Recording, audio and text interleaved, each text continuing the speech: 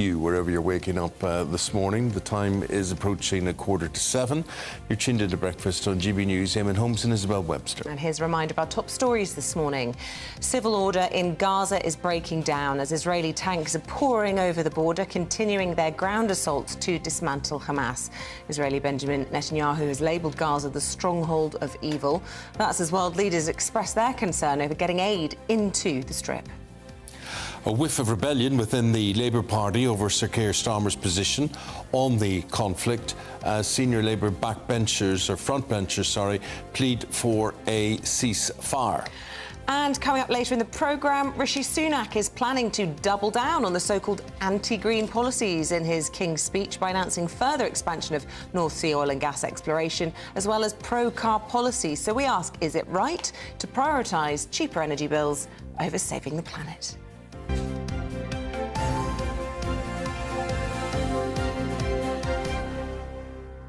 Right, we've got two not too happy buddies, two West Ham supporters yesterday in the studio. Dawn Neeson is one of them, very good to see her. And straight in from his night job as a porter top London hotel. I mean, why are you wearing that uniform? This is on the buses, mate. I'm on the buses. On the buses. Yeah, ding ding. Yes. Tickets, please. Yes. I think you look really dapper today, and I yes, if he was working on the buses.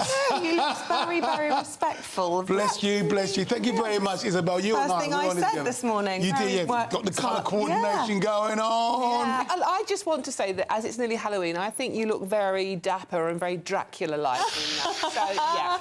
Oh, yeah. And I've come as the pumpkin, obviously. Oh, yeah, you have. Always liked the uniform, though, Chris, so you did, so it always suited you. Exactly. There you go.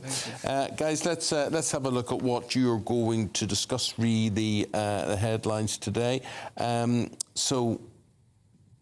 No, we're not Do Beer campaigners now. We're not starting with that one. You pick one to start with. OK, well, let's start, Chris, with the Daily Express front page. And they're talking about the Middle East being on a precipice and fears about this wider conflict. Iran warning that Israel's onslaught against Gaza may force everyone to retaliate. Yeah. OK. So, look, there's an Igbo saying, don't talk what you don't know. So I'm quite clear that I do not know the details of the conflict. Mate, don't even apologise for that. And I'm going to go on about this.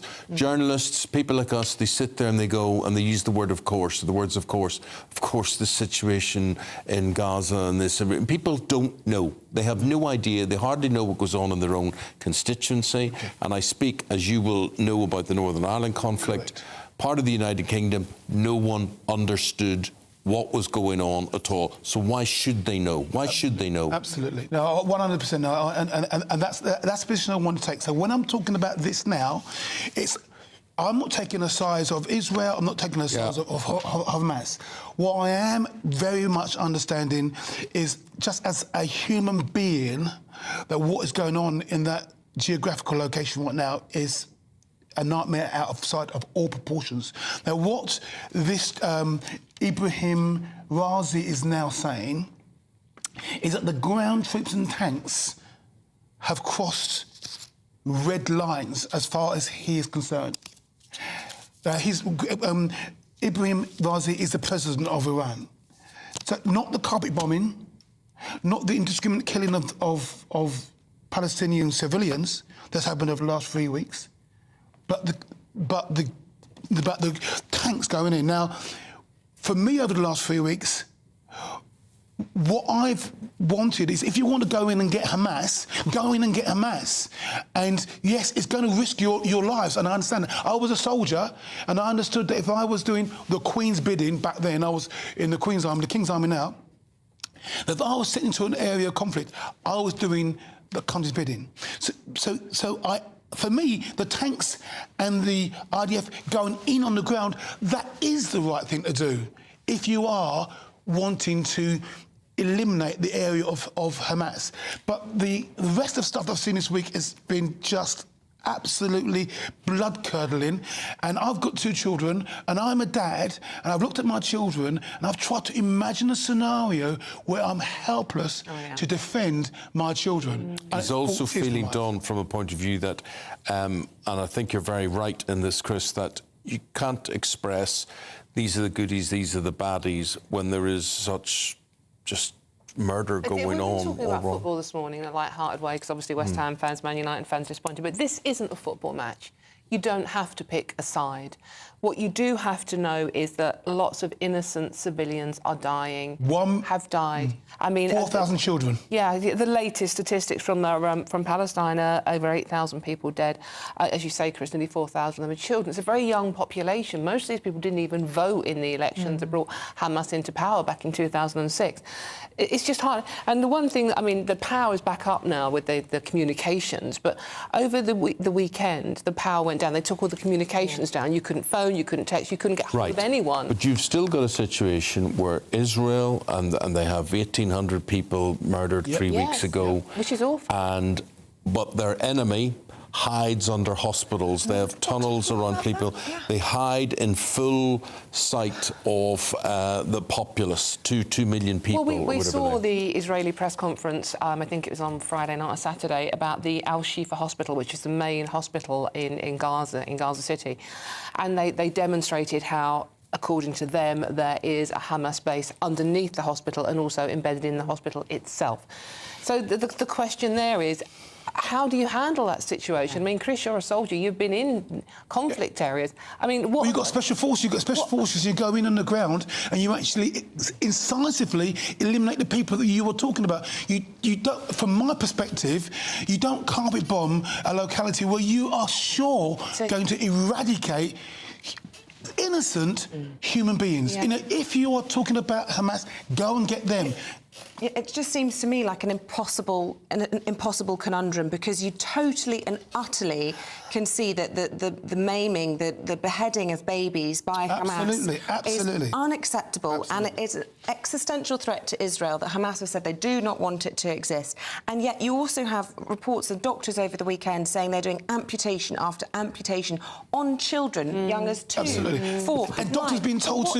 And they're the lucky ones. But the doctors being told also they've got to get out of the hospital, and they're having to choose between the idea of my job is to take care of sick people. I can't run up, because if I run away from these 6 people, these 6 people who can't get out of bed are going to get obliterated. Yeah. And then you get Israel saying we're going to bomb this hospital because Hamas are hiding under it.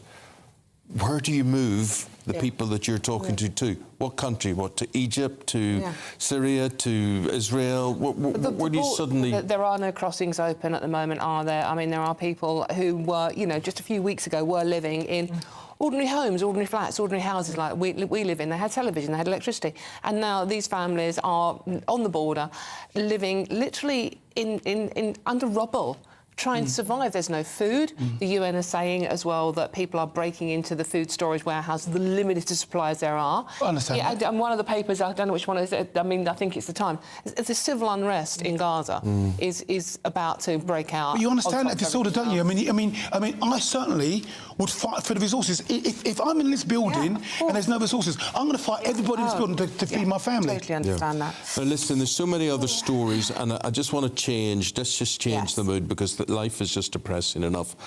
Dogs can smell the time. Yes. Explain to me how and why. Right, OK, this is the front page of the Daily Star, which is doing what it is on earth to do, try and cheer people up.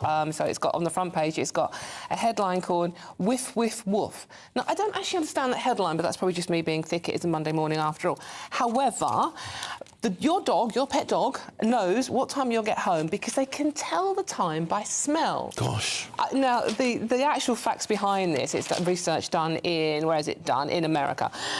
Dogs are such sensitive smellers that they learn that your scent diminishes during the day when you go out to work, and then they know that when you're coming back, because it's diminished to such an extent, and from previous weeks they know, well, actually you can be back about this time because the smell now is decreased so much that you're about to come back. So it's the smell, you know, like when you smell really strong coffee, it decreases during the day. It's similar to that. So the dogs know that the smell has decreased so much since you went out this morning that it's about time for Dad or Mum to come back. That's amazing. Yeah, but it's not like so that's one unitary piece of information. There are so many ways a dog absolutely knows. So a dog, for example, can smell you coming back as well. A dog can smell you from like 400 yards away. A dog can also A dog can also hear the other people, you know, so like if a postman walks past Yes. at 3, I've just heard that clip, clop, clop, clop.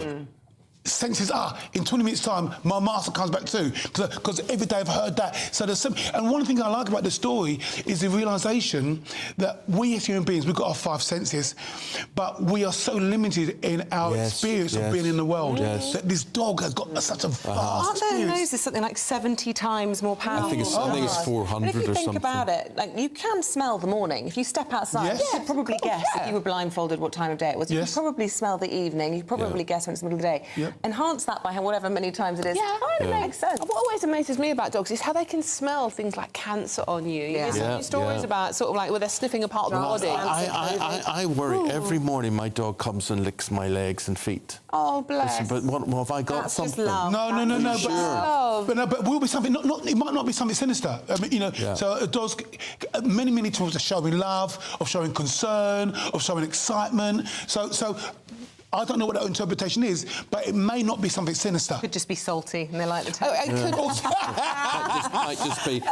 Guys, thank you very, very much indeed. Also amazes me how my dog can smell when it's near home. I don't know how it does that, but it smells. All sorts of things like that. We'll be sniffing around a lot of stories for you after this break. Don't go away.